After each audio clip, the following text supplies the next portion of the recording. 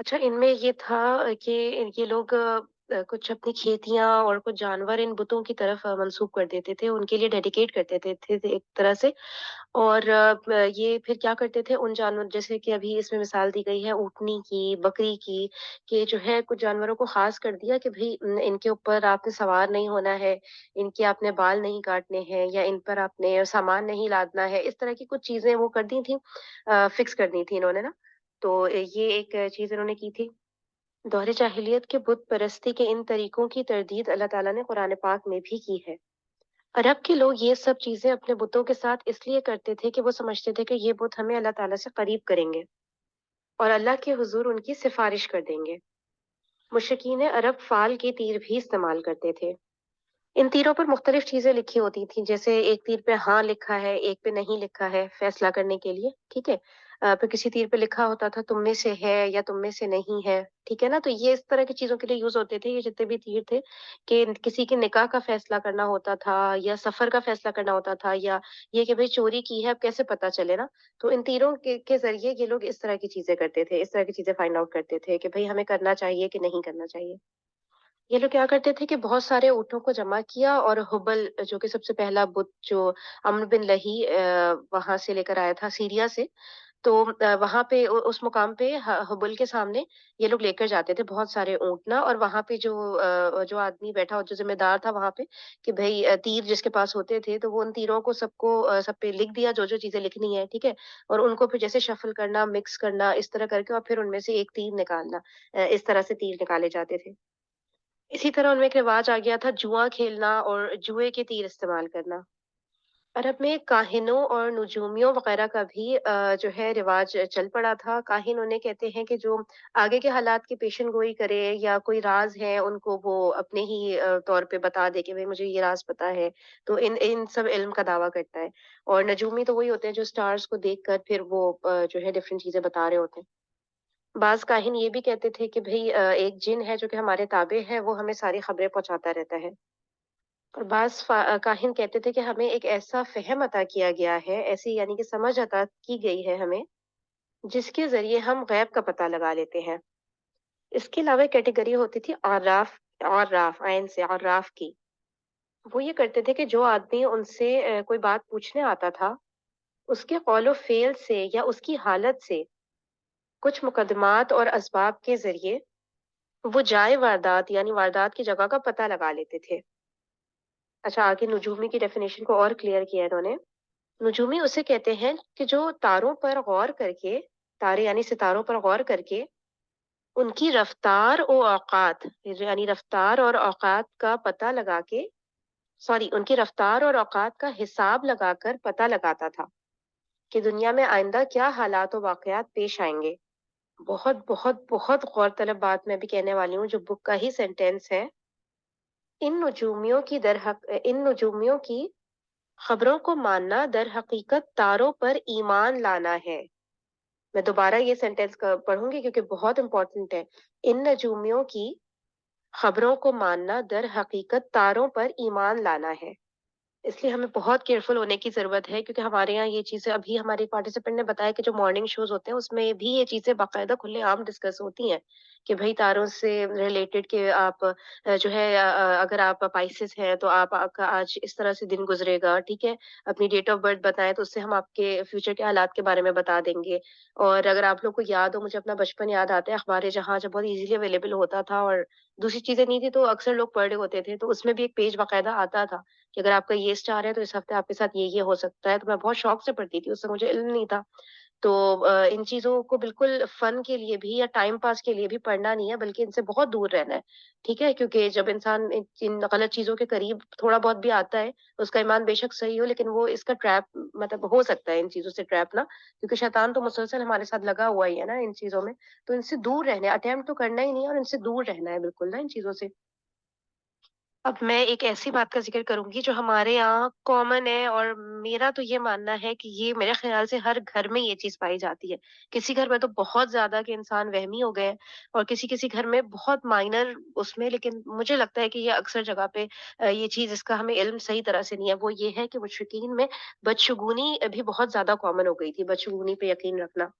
अब इसमें कुछ मिसाल दी गई है कि मुशरिकीन किसी चिड़िया या हिरन के पास जाकर उसको भगाने लग जाते थे। अब फिर अगर वो दाएं जाने भाग गया तो उसको अच्छाई और कामयाबी की अलामत समझते थे और अपना काम कर गुजरते थे। और जहां वो बाएं जाने भाग गया तो उसे नहुसत समझकर उस काम से दूर रहते थे। यानी कि जिस काम का इरादा कर लिया उन्होंने कि भाई मैं ये करूं कि नहीं, ये बिजनेस स्टार्ट करूं कि नहीं, या कोई भी इस तरह की चीज, तो बस इनको लेकर इन जानवरों को भगाया और फिर वो लेफ्ट मुड़ गए तो मतलब नहीं, हमारे हक में बेहतर नहीं है, हम ये नहीं करेंगे। इस तरह के अजीब अजीब इन्होंने वहम पाले हुए थे। इसी तरह अगर कोई चिड़िया या जानवर रास्ता काट लेता तो उसको जो है उसको अपने लिए नहुसत समझ रहे होते थे। बिल्कुल उसी तरह जैसे हमारे यहाँ ये कॉन्सेप्ट है कि भई काली बिल्ली ने रास्ता काट लिया तो बस अब हम इस रास्ते से नहीं, अब हम दूसरी गली से जाएँगे, क्योंकि अब इस रास्ते से जाना हमारे लिए गलत साबित हो सकता है। हम जिस काम के लिए जा रहे हैं हो सकता है वो सही तरीके से ना हो और उसमें कोई इस तरह की बैड लक शामिल हो जाए।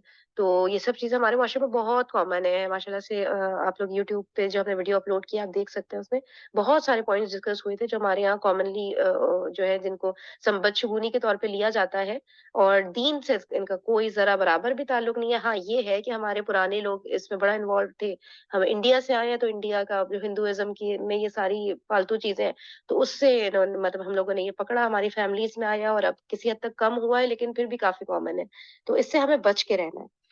और भी बहुत सारी चीज़ों का ज़िक्र हुआ है कि जैसे कोई कत्ल हो गया, अब जब तक उसके मक़तूल को सज़ा नहीं मिलेगी तो उसकी रूह भटकती रहेगी, ठीक है? सुकून नहीं आएगा उसकी रूह को। फिर कुछ जानवरों को, महीनों को, कुछ औरतों को कुछ भी इस तरह की चीज़ों को ना ख़ास कर लेते थे कि ये बिल्कुल हमारे लिए मनहूस है, तो इनसे बच के रहना है हमने। लेकिन ये सब चीज़ें इस तरह से नहीं थी कि बिल्कुल ही वो जो है गलत ट्रैक पे चल पड़े थे। वो सही वाली चीज़ें भी करते थे, यानी हज कर रहे हैं, उम्रा कर रहे हैं, जानवरों की कुर्बानी कर रहे हैं, तो दूर से कोई देखे तो कहेंगे कि भई बड़े अल्लाह वाले लोग हैं, बड़ा सही ट्रैक पे चल रहे हैं, इतनी इबादत करते हैं, तो अगर ये उसके साथ-साथ ये बदशगुनी में इन्वॉल्व्ड है या बुतों की पूजा कर रहे हैं, तो इसमें कोई गलत बात तो नहीं, क्योंकि तवाफ भी तो कर रहे हैं ना खाने काबा का, यानी कि अल्लाह ताला को तो मान रहे हैं। तो ये इस तरह से ना इनको देख के कई और लोगों ने डेफ़िनिटली फिर फ़ॉलो किया होगा कि भई जो दीनी अरकान है उनको तो पूरा कर रहे हैं ना ये। तो ये वाली चीज़ें भी ये लोग साथ-साथ करते थे, लेकिन साथ में इन्होंने ये सारी चीज़ें ऐड कर ली थी दीन के नाम पे। और जिनको ये बिदअत हसना कहते थे कि भई दीन में ही हम इम्प्रूवमेंट ला रहे हैं, नाउज़ुबिल्लाह ना, उसको और बेहतर तरीके से हम फ़ॉलो करने की कोशिश कर रहे हैं। कुरैश की एक बिदअत ये थी कि वो हज़रत इस्माइल अलैहिस्सलाम का मतलब वो ये कहते थे कि हम उनकी औलाद हैं, ठीक है? तो हम बहुत ज़्यादा स्पेशल हैं, तो वो अपने आप को इवन हज में भी जो अरकान होते थे, उनमें से भी कुछ चीज़ों में, जैसे फॉर एग्ज़ाम्पल वो अराफ़ात के मैदान में नहीं जाते थे। वो कहते थे हम बहुत स्पेशल हैं, तो हमारे लिए इस तरह से हुदूद-ओ-हरम से बाहर जाना मुनासिब नहीं है। पेज 63 और पेज 64 पे आप लोग पढ़ सकते हैं और बहुत सारी इनकी बिदअत के बारे में ना बताया गया है। अच्छा, इन्होंने बैरून हरम के जो बाशिंदे हैं, उनको हुक्म दिया हुआ था कि वो हरम में आने के बाद पहला तवाफ हम्स से हासिल किए हुए कपड़ों में करें। हम्स क्या था इनका, इन्होंने अपना नाम रखा हुआ था कुरैश वालों ने कि भई हम तो हज़रत इस्माइल अलैहिस्सलाम की औलाद है। तो इसके हम्स के मतलब होते हैं बहादुरी और गर्मजोशी। मतलब नाम के उसमें ले आए तो बहादुर और गर्मजोश। तो इन्होंने अपना नाम हम्स रखा, तो ये कहते हैं हमसे जब तक ये कपड़े नहीं लेंगे तो फिर ये तवाफ नहीं कर सकते। चुनांचे अगर उनका कपड़ा दस्तयाब नहीं होता तो मर्द जो है नंगे तवाफ कर रहे होते और औरतें अपने सारे कपड़े उतार के एक छोटा खुला हुआ सा कुर्ता पहनकर उसमें तवाफ करती, नाउज़ुबिल्लाह। अब अरब में यहूदियत यानी जिन्हें हम ज्यूस कह रहे होते हैं, यहूदी, ईसाइयत यानी क्रिश्चियंस, मजूसियत और साइबियत ने दाखिला शुरू कर दिया। इनका मुख्तसर खाका पेश किया गया है। सबसे पहले यहूदियत की बात कर लेते हैं। जजीरतुल अरब में यहूद के कम से कम दो अदवार हैं। पहला दौर उस वक्त से ताल्लुक रखता है जब फलस्तीन में बाबल और आशूर की हुकूमत की फतूहात के सबब यहूदियों को तर्क वतन करना पड़ा, यानी वतन छोड़ना पड़ा। इस हुकूमत की सख्त गिरी की वजह से यहूदी परेशान थे। इनकी बस्तियां तबाह व वीरान हो रही थीं। इनके हैकल यानी कि टेम्पल्स बर्बाद हो रहे थे। तो फिर ये हुआ कि एक जमात फलस्तीन छोड़कर हिजाज के शुमाली अतराफ में आ बसी। दूसरा दौर उस वक्त शुरू होता है जब टाइटस रूमी की जेर क़यादत में सन 70 ईस्वी में रूमियों ने फलस्तीन पर कब्जा किया। तो यहूदियों ने हिजाज की तरफ सफर किया और यहाँ पे बाकायदा आकर बस्तियां बसा दी। इस तरह यहूदियत अरब में आहिस्ता आहिस्ता अपना मतलब असर दिखाने लगी और इसकी मतलब बाकायदा इसको एक काबिल जिक्र हैसियत हासिल हो गई थी यहूदियत को यहाँ पे अरब में। यहूदियत को यमन में भी फरोग हासिल हुआ। एक शख्स जिसका नाम तबान असद ابو کرب تھا، اس نے یثرب میں یہودیت قبول کر لی اور پھر بنو قریظہ کے دو یہودی علماء کو اپنے ساتھ یمن لے آیا اور ان کے ذریعے یہودیت کو یمن میں وسعت اور پھیلاؤ حاصل ہوا۔ ابو کرب کے بعد اس کا بیٹا یوسف ذونو یمن کا حاکم ہوا، تو اس نے یہودیت کے جوش میں نجران کے عیسائیوں پر حملہ بول دیا اور انہیں مجبور کیا کہ یہودیت قبول کرے، مگر انہوں نے انکار کر دیا۔ اس پر اچھا سوری میں غلط نام لے رہی ہوں، زونو میں یہ زو نواس ہے، ٹھیک ہے۔ اس پر زو نواس نے خندق کھدوائی اور اس میں آگ جلوا کر بوڑھے بچے مرد و عورت سب کو بلا تمیز آگ کے الاؤ میں پھینک دیا۔ کہا جاتا ہے کہ اس حادثے کا شکار تقریباً 20 سے 40 ہزار لوگ ہوئے تھے۔ 20 سے 40 ہزار لوگوں کو زندہ آگ میں جلا دیا تھا اس شخص نے۔ یہ اکتوبر سن 533 کا واقعہ ہے۔ اچھا قرآن کریم میں بھی سورہ بروج میں اسی واقعے کا ذکر آتا ہے۔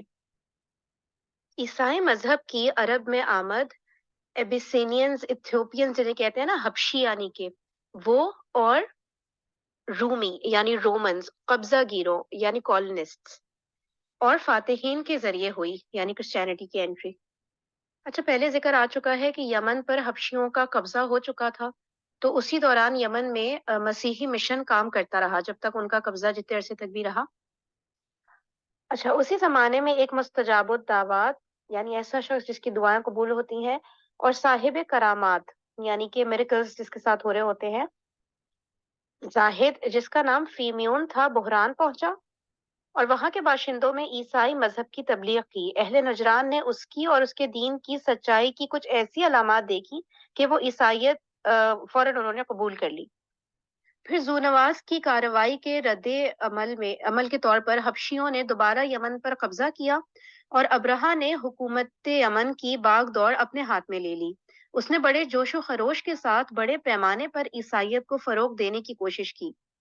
اسی جوش و خروش کا نتیجہ تھا کہ اس نے یمن میں ایک کعبہ تعمیر کیا اور کوشش کی کہ اہل عرب کو مکہ اور بیت اللہ سے روک کر اسی کا حج کرائے، مطلب کہ جو اس نے کعبہ تعمیر کروایا تھا اس کا حج کروائے، نعوذ باللہ، اور مکہ کے بیت اللہ شریف کو ڈھا دے، استغفر اللہ۔ لیکن اس کی اس جرت پر اللہ تعالیٰ نے اسے ایسی سزا دی کہ اولین و آخرین کے لیے عبرت بن گیا۔ اس طرح کچھ مشہور قبائل تھے جیسے آل غسان ہم نے پہلے پڑھا ہے، پھر کچھ ایون عرب کے بادشاہ تھے، انہوں نے بھی عیسائیت مذہب کو قبول کرنا شروع کر دیا۔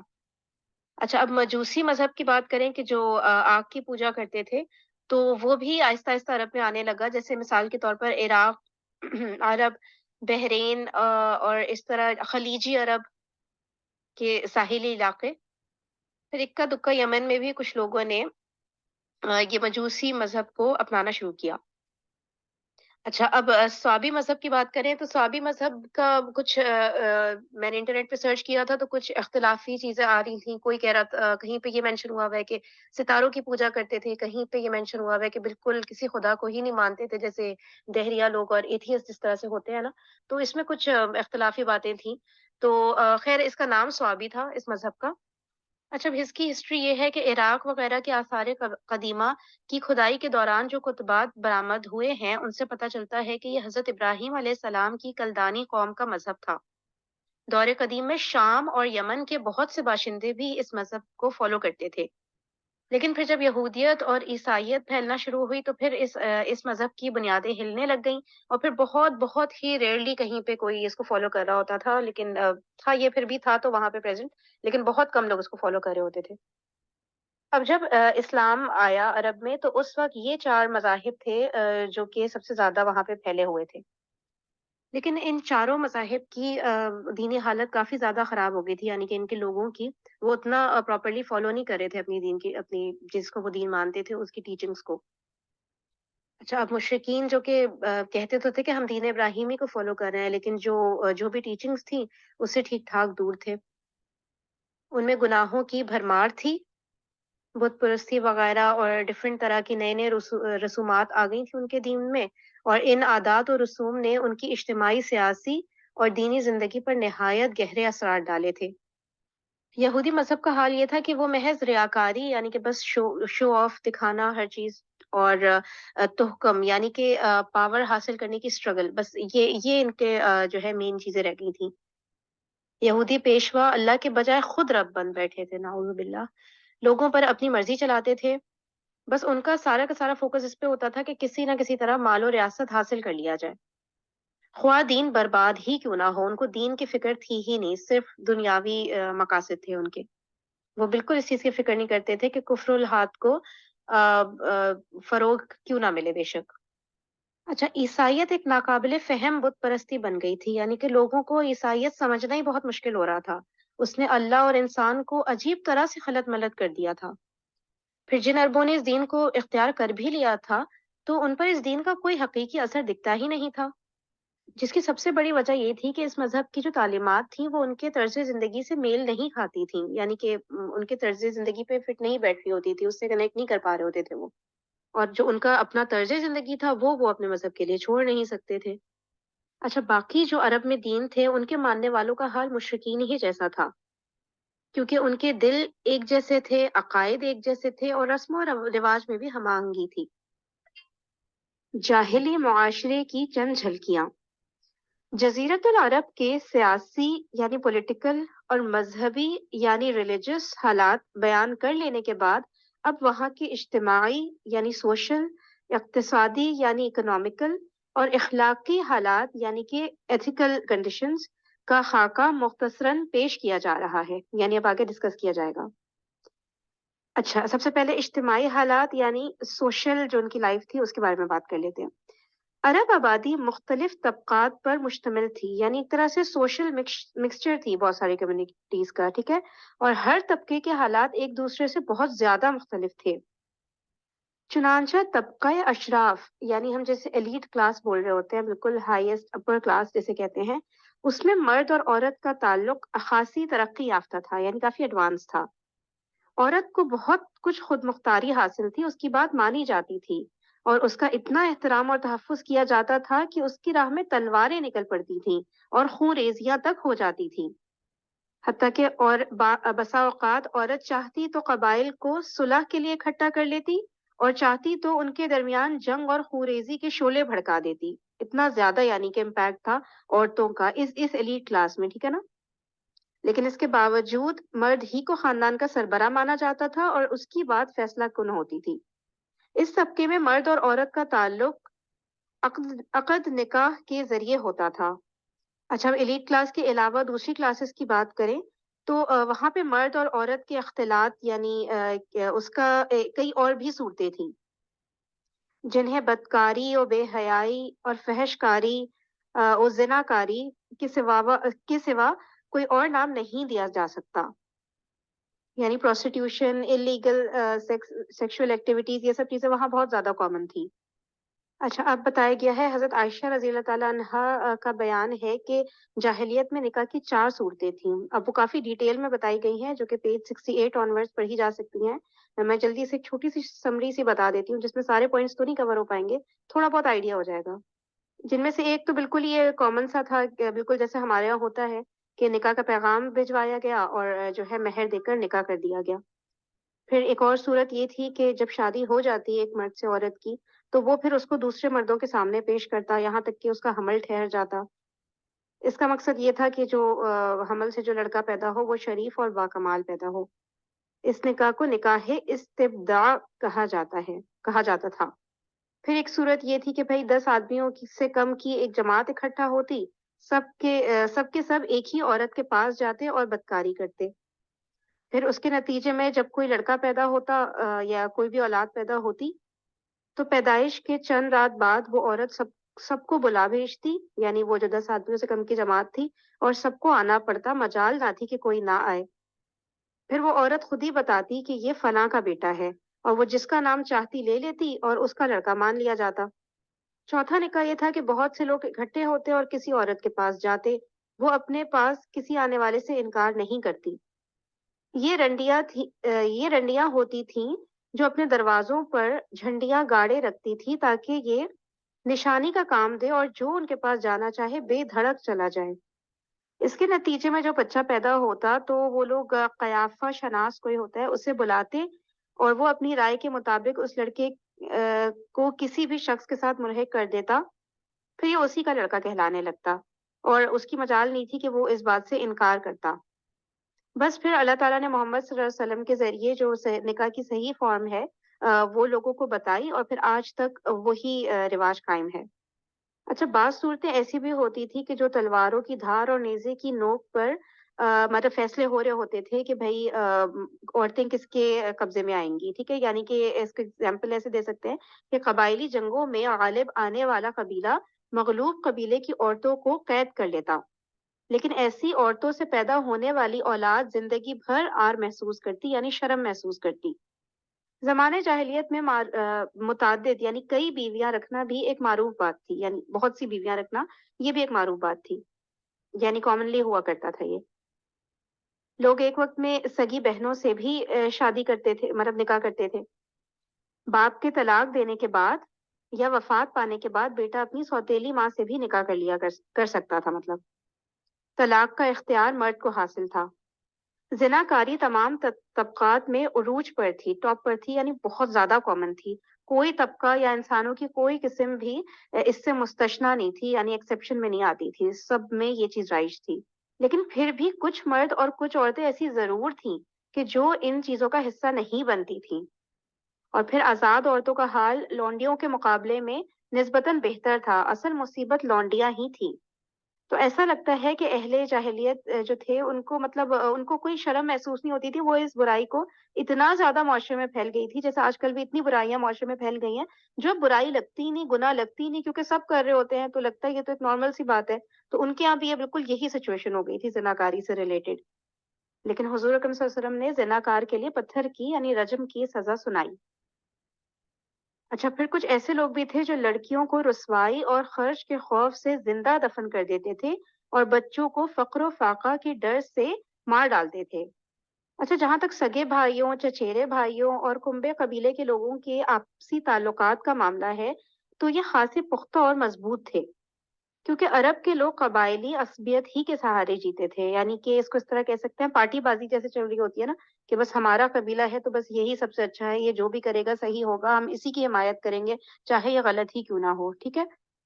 تو یہ اسی کے سہارے جیتے تھے اور اسی کے سہارے مرتے تھے، بس اس کانسیپٹ کو لے کے کہ بس ہمارا قبیلہ ہمارا قبیلہ۔ اس طرح یہ ایک دوسرے کے ساتھ تعاون کرتے تھے، اور ان کی سوشل لائف کافی زیادہ اسٹرانگ تھی، آپس میں ان لوگ کا سوشل ریلیشن شپ بہت زیادہ اسٹرانگ تھا۔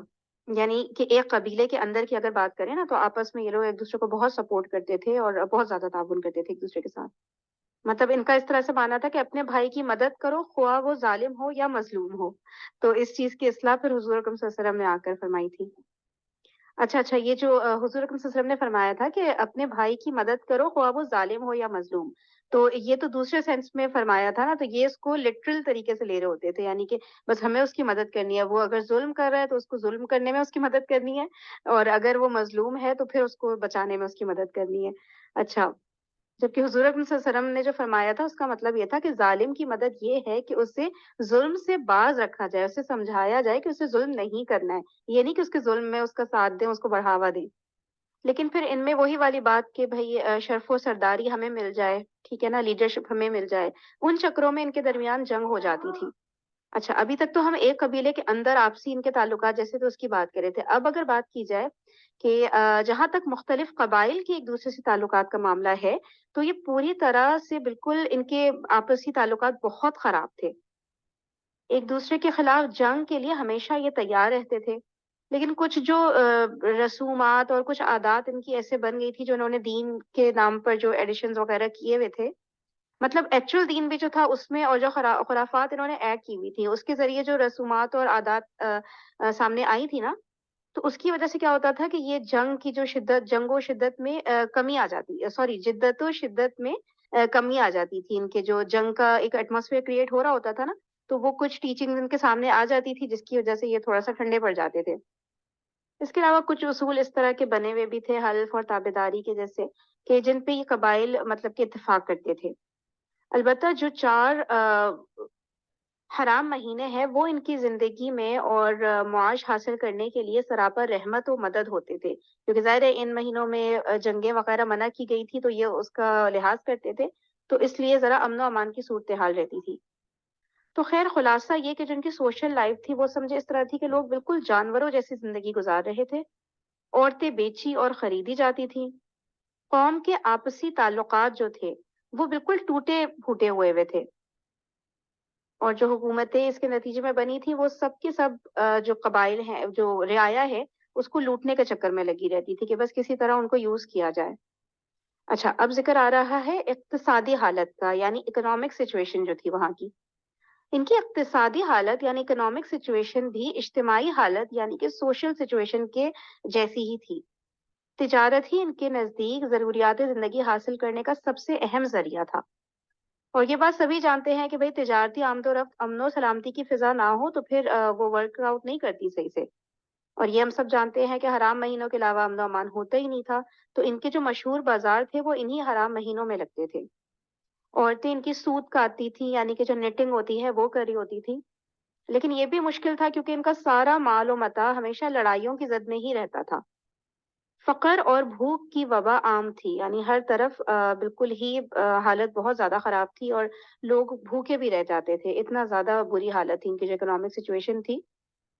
یہاں تک کہ لوگ ضروری کپڑوں اور لباس سے بھی بڑی حد تک محروم رہتے تھے وہ۔ اچھا، اب اخلاق پر بات کر لیتے ہیں۔ اچھا، اخلاق آج فنش نہیں ہو پایا تھا تو اخلاق کا پھر کل سٹارٹ کریں گے انشاءاللہ۔ جزاکم اللہ خیرا کثیرا۔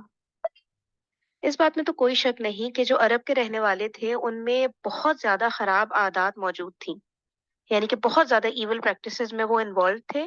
ایک نارمل عقل رکھنے والا انسان، یعنی کہ جس کو بیسکس پتہ ہو صرف اخلاقیات کے، وہ بھی حیران رہ جائے کہ یہ لوگ کتنی زیادہ گری ہوئی حرکتیں کرتے تھے، اور تقریباً پورا کا پورا معاشرہ ہی اس میں انوالو تھا۔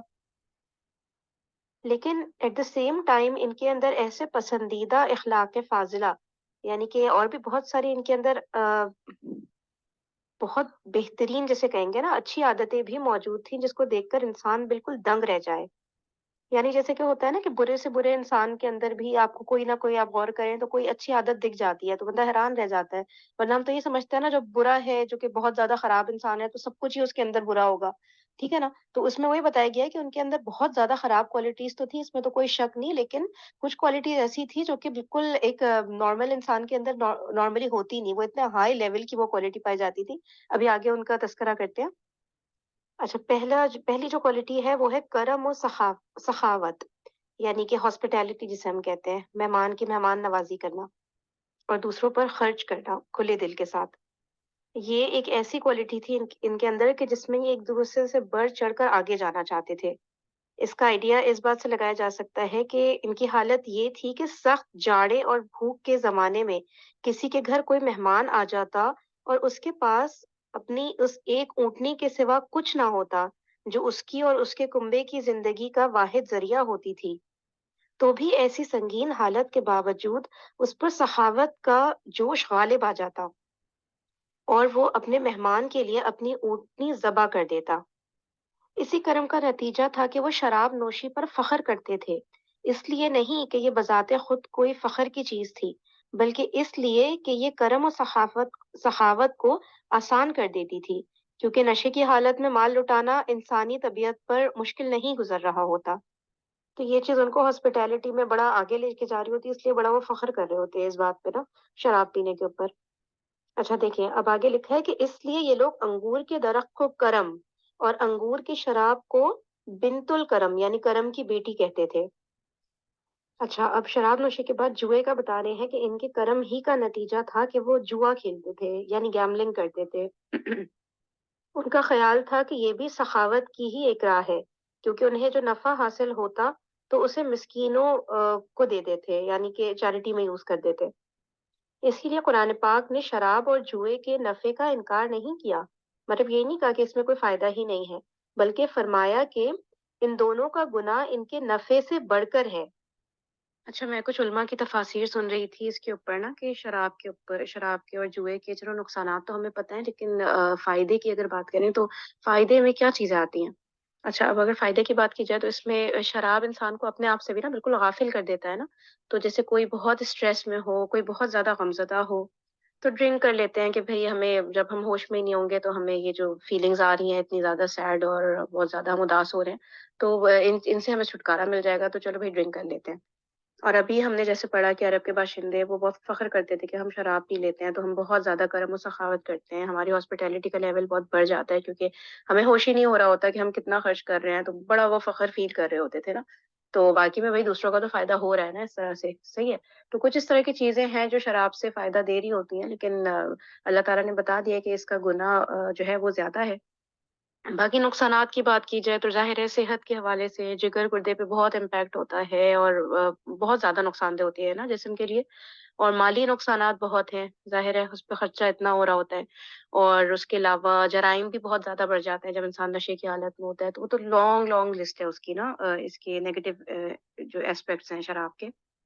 اچھا، اب اگر جوئے کی بات کی جائے تو اس میں تو پیور اس کے اوپر ہو رہا ہوتا ہے نا کہ بھئی آپ کی قسمت میں اس وقت لکھا ہے تو بس پیسے آپ کی طرف آ جائیں گے. آپ ایک رات میں مطلب راتوں رات میں آپ کروڑ پتی بھی ہو سکتے ہیں، ارب پتی بھی ہو سکتے ہیں.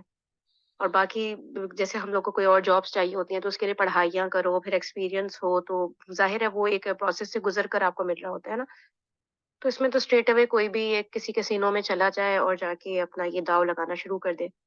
مطلب سمپلی محنت کی اتنی ضرورت ہے نہیں، بلکہ کچھ بھی محنت کی ضرورت ہے نہیں، بس پیسے لگا لو اور پھر اس کو بھی جسٹیفائی کیا جا سکتا ہے. ہم کسی کے گھر ڈاکہ چوری ڈال رہے ہیں، ہم کوئی چوری تھوڑی کر رہے ہیں، نا. مل بیٹھ کے اتفاق سے ہم ایک بڑا کرکٹ میں ہمارے معاشرے میں بہت زیادہ عام ہے، جو کرکٹ میچز ہوتے ہیں ان کو تو بڑا جوا کھیلا جاتا ہے. نقصانات دیکھا جائے تو ظاہر ہے اس میں جو ہے انسان کو وہ رہا ہوتا ہے کہ بھئی محنت کرنے کی ضرورت نہیں ہے، بیٹھے بٹھالے پیسے آ رہے ہیں، تو انسان کا جو ایک محنت کی طرف رجحان بن رہا ہوتا ہے وہ ختم ہو جاتا ہے، پھر وہ اسی میں اپنی لک ٹرائی کرتا رہتا ہے. پھر ظاہر ہے اگر کوئی بڑا اماؤنٹ انسان ہار جاتا ہے تو ایک وہ شدید سٹریس کا شکار ہوتا ہے.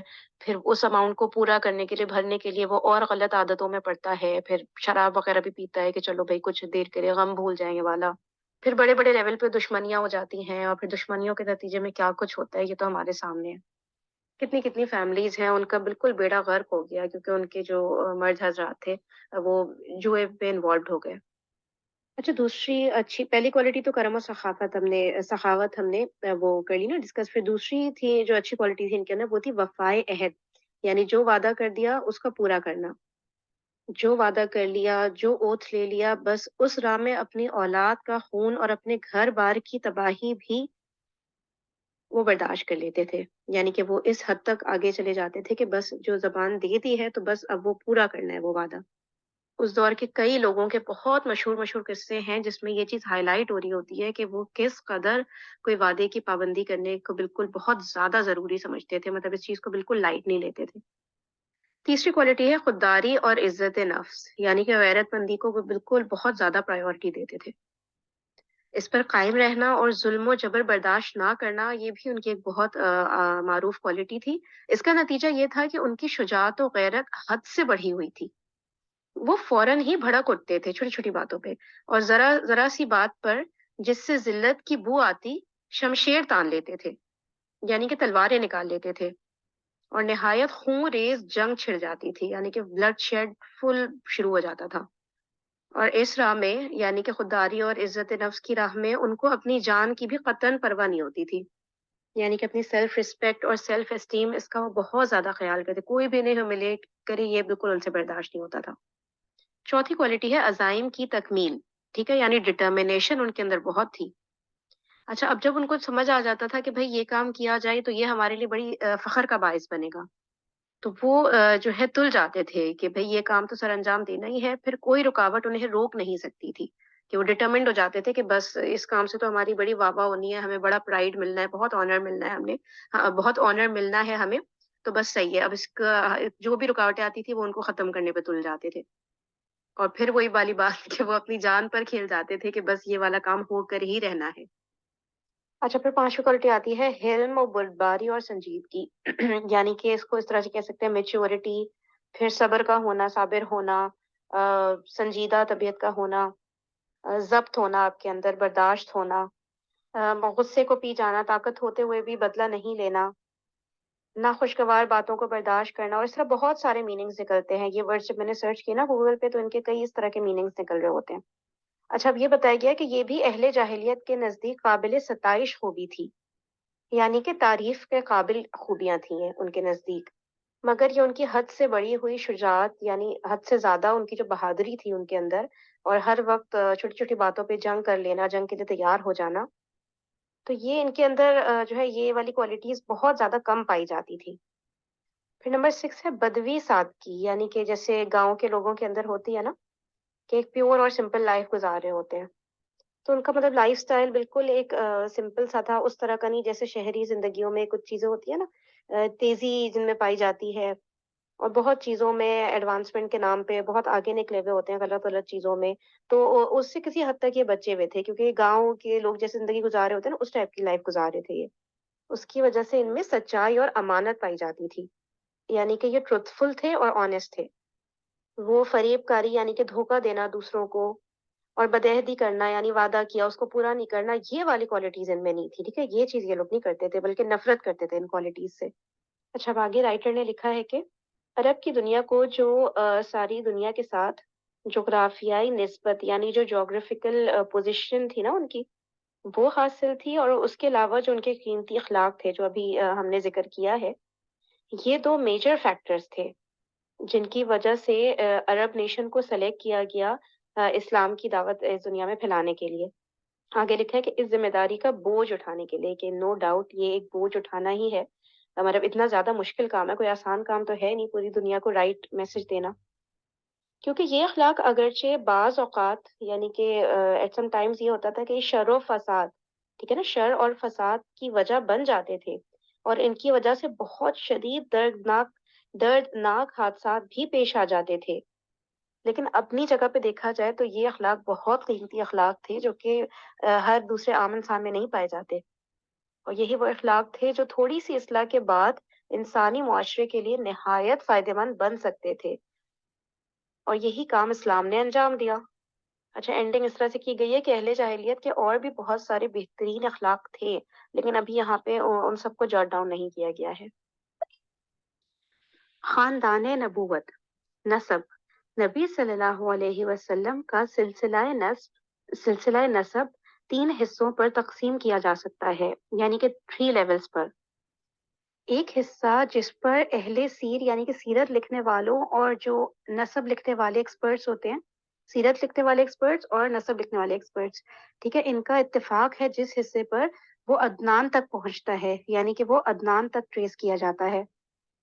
دوسرا حصہ جس میں اختلاف پایا جاتا ہے وہ عدنان سے اوپر ابراہیم علیہ السلام تک پہنچتا ہے۔ تیسرا حصہ جس میں یقیناً کچھ غلطیاں ہیں وہ حضرت ابراہیم علیہ السلام سے اوپر حضرت آدم علیہ السلام تک جاتا ہے، ٹھیک ہے، یعنی پہلا حصہ حضرت محمد صلی اللہ علیہ وسلم سے لے کر عدنان تک، دوسرا حصہ عدنان سے ابراہیم علیہ السلام تک، پھر تیسرا حصہ ابراہیم علیہ السلام سے حضرت آدم علیہ السلام تک۔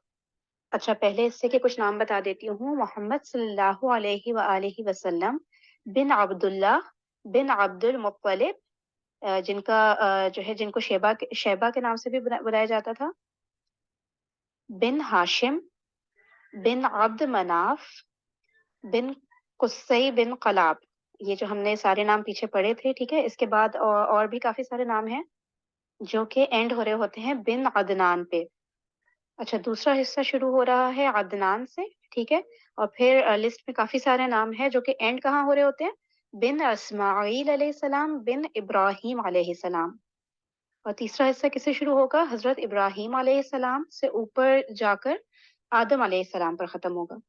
اچھا، اب نبی اکرم صلی اللہ علیہ وسلم کا خانوادہ، اس کے بارے میں ذکر ہو رہا ہے۔ نبی صلی اللہ علیہ وآلہ وسلم کا خانوادہ اپنے جد اعلیٰ ہاشم بن عبد مناف کی نسبت سے خانوادہ ہاشمی کے نام سے معروف ہے، یعنی ہم سب نے سنا ہے نا، ہاشمی خاندان کے نام سے مشہور ہے، اس لیے پھر ہاشم اور ان کے بعد کے بعض افراد کے مختصر حالات پیش کیے گئے ہیں۔ اچھا، عبد مناف کی اولاد میں ہاشم ہی کو سقایا اور رفادہ یعنی حجاج کرام کو پانی پلانے اور ان کی میزبانی کرنے کا منصب حاصل ہوا۔ ہاشم بڑے معزز اور مالدار تھے، یہ پہلے شخص ہیں جنہوں نے مکے میں حاجیوں کو شوربہ روٹی سان کر کھلانے کا اہتمام کیا۔ ان کا اصل نام عمرو تھا، لیکن روٹی توڑ کر شوربے میں ساننے کی وجہ سے ان کو ہاشم کہا جانے لگا، کیونکہ ہاشم کے معنی ہے توڑنے والا۔ پھر یہی ہاشم وہ پہلے آدمی ہیں جنہوں نے قریش کے لیے گرمی اور جاڑے کے 2 سالانہ تجارتی سفروں کی بنیاد رکھی۔ یعنی گرمی کے زمانے میں قریش کا تجارتی سفر شام کی طرف ہوتا تھا کیونکہ وہ ٹھنڈا علاقہ ہے، اور سردیوں میں یمن کا سفر کرتے تھے کیونکہ وہ گرم علاقہ تھا۔ اور یہ چیز اس لیے بھی اتنی زیادہ امپورٹنس رکھتی ہے کیونکہ مکہ مکرمہ میں نہ کھیت تھے نہ باغ، تو انہی تجارتی سفروں کی وجہ سے وہ ایک خوشحال زندگی گزار رہے تھے۔ پھر ایک دفعہ ہاشم شام کا سفر کر رہے تھے کہ راستے میں مدینہ میں ایک خاتون سلمہ بنت عمرو سے شادی کر لی۔ پھر بیوی کو حالت حمل میں میکے ہی چھوڑ کر آگے اپنا جو سفر جو شام کی طرف تھا وہ مکمل کیا، اور وہاں جا کر فلسطین کے شہر غزہ میں انتقال کر گئے ہاشم۔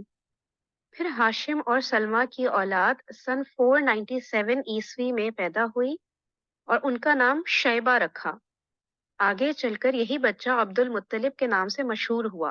اچھا، پھر بتایا گیا ہے کہ شیبہ اس لیے ان کا نام رکھا گیا تھا کیونکہ ان کے سر کے بالوں میں سفیدی تھی، یعنی کہ جب یہ بورن ہوئے تھے تو ان کے سر کے بالوں میں سفیدی تھی، یعنی کہ کہیں پہ آتا ہے کہ کچھ پیچز تھے سفید بالوں کے، یا جیسے اسٹریکس نہیں ہوتی، لائنز ہوتی ہیں سفید بالوں کی، اس طرح سے جو ہے ان کے بالوں میں سفیدی تھی۔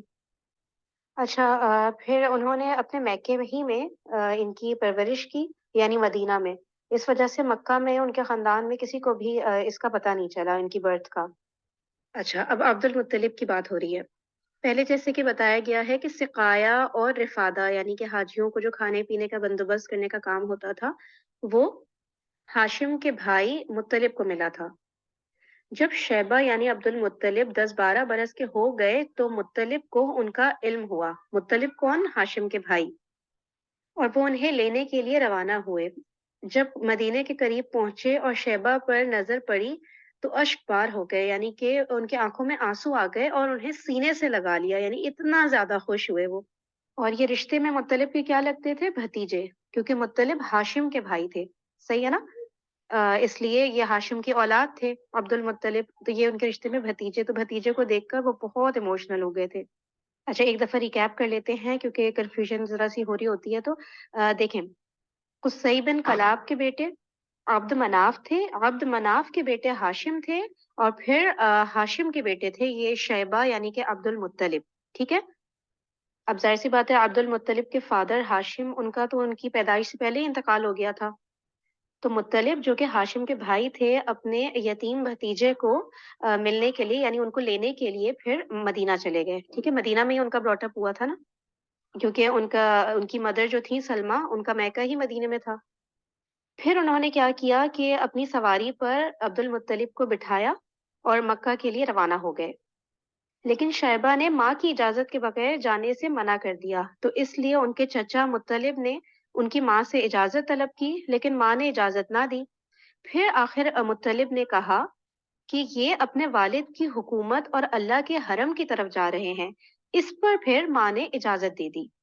اس طرح پھر عبد المطلب مکہ پہنچ گئے۔ اور ہم کس کی بات کر رہے ہیں؟ کون مکہ پہنچ گئے؟ یعنی حضور پاک صلی اللہ علیہ وآلہ وسلم کے دادا، جنہوں نے بہت لاڈ پیار سے حضور پاک صلی اللہ علیہ وسلم کی پرورش کی تھی۔ اچھا، اب مکے والوں نے جب مطلب کے ساتھ ان کو دیکھا، عبد المطلب کو، یعنی کہ جن کا نام شیبہ تھا، تو پھر مکے والوں نے شیبہ کو یہ کہنا شروع کیا عبد المطلب۔ انہوں نے کہا یہ عبد المطلب ہے، کیوں؟ کیونکہ وہ مطلب کے ساتھ آ رہے تھے، تو وہ سمجھے کہ مدینہ سے کوئی غلام لے کر آئے ہیں مطلب، اس لیے انہوں نے کہا یہ مطلب کا غلام ہے۔ اس کا عربی میں ترجمہ کیا ہوگا مطلب کا غلام کا؟ عبد المطلب۔ تو مطلب نے ان کی غلط فہمی دور کرنے کے لیے کہا کہ نہیں نہیں، یہ میرا بھتیجا ہے، یعنی میرے بھائی ہاشم کا لڑکا ہے۔ لیکن پھر وہاں سے ہی ان کا نام مشہور ہو گیا عبد المطلب، اور آج بھی ہم ان کو عبد المطلب کے نام سے ہی جانتے ہیں۔ پھر شیبہ نے مطلب کے پاس پرورش پائی اور جوان ہوئے۔ اس کے بعد مقام ردمان، یمن میں ہے مقام ردمان، وہاں پہ مطلب کی وفات ہوئی، ٹھیک ہے؟ جو کہ عبد المطلب کے چچا تھے نا، ان کا انتقال ہوا۔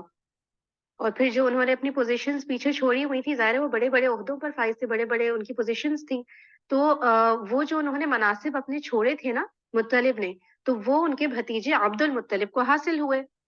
اب سنیں، عبد المطلب نے، یعنی کہ جو حضور پاک صلی اللہ علیہ وآلہ وسلم کے دادا تھے، انہوں نے اپنی قوم میں اس قدر شرف و اعزاز حاصل کیا کہ ان کے آباء و اجداد میں بھی کوئی اس مقام کو نہ پہنچ سکا تھا. اتنا پیارا جملہ لگ رہا ہے کیونکہ ہمارے حضور پاک صلی اللہ علیہ وسلم کے دادا تھے نا, تو مجھے دل چاہ رہا ہے میں اس کو ریپیٹ کروں. عبد المطلب نے اپنی قوم میں اس قدر شرف و اعزاز حاصل کیا کہ ان کے آباء و اجداد میں بھی کوئی اس مقام کو نہ پہنچ سکا تھا. قوم نے انہیں دل سے چاہا اور ان کی بڑی عزت و قدر کی. ماشاءاللہ سے ہم لوگ سوچ سکتے ہیں ہمارے نبی پاک صلی اللہ علیہ وسلم کے دادا تھے تو ان کی کیا پرسنالٹی ہوگی, ماشاءاللہ ماشاءاللہ, کہ لوگ ان کو کتنا پسند کرنے لگے تھے. مطلب کوئی انتہا نہیں تھی, اتنے گرینڈ فادرز ان کے گزرے تھے, ان سب کی بھی پرسنالٹی. قصی بن کلاب کو بھی کتنی عزت حاصل تھی, ہاشم کو بھی, لیکن انہوں نے مطلب ان سب کو آؤٹ ڈو کر دیا نا, اور اتنی زیادہ ان کو شرف حاصل ہوا, مطلب کہ ان کو عزت حاصل ہوئی اتنی زیادہ لوگوں میں, اور ان لوگوں کی محبت بھی حاصل ہوئی. اچھا, اب ایک نیو پرسن کا یہاں پہ نام لیا جا رہا ہے, نوفل. ٹھیک ہے, تو آپ لوگ یہ نہیں سمجھیے گا پیچھے سے کوئی کنیکشن ہے. ٹھیک ہے, ابھی نوفل بس یہ نام لکھا گیا ڈائریکٹلی کہ جب مطلب کی وفات ہو گئی تو نوفل نے عبد المطلب کے صحن پر قاصبانہ قبضہ کر لیا. ٹھیک ہے نا. اچھا, پھر کیا کیا, عبد المطلب نے قریش کے کچھ لوگوں سے مدد مانگی تو انہوں نے مدد نہ کی. تو پھر عبد المطلب نے مدینہ میں اپنے ماموں کو کچھ اشعار لکھے, یعنی کہ ان سے مدد کی درخواست کی. اب ان کے ماموں کا جواب دیکھیں.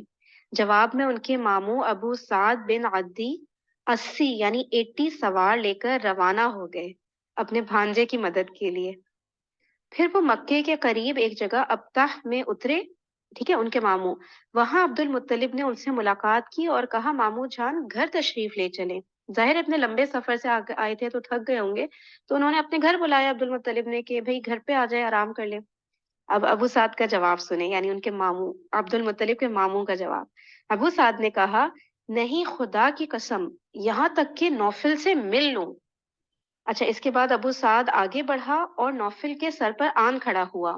نوفل اس وقت کہاں تھے, حتیم کہاں تھا, حتیم میں قریش کے لوگوں کے ساتھ بیٹھا ہوا تھا. اچھا, انہوں نے تلوار, ابو سعد نے تلوار بے نیام کی.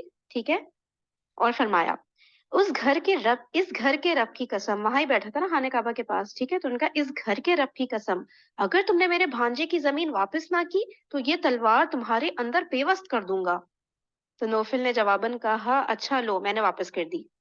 تو ابو سعد نے جو وہاں کے اس وقت اسکالرز تھے, جو عالم تھے قریش کے, ان کو گواہ بنایا اس بات پر.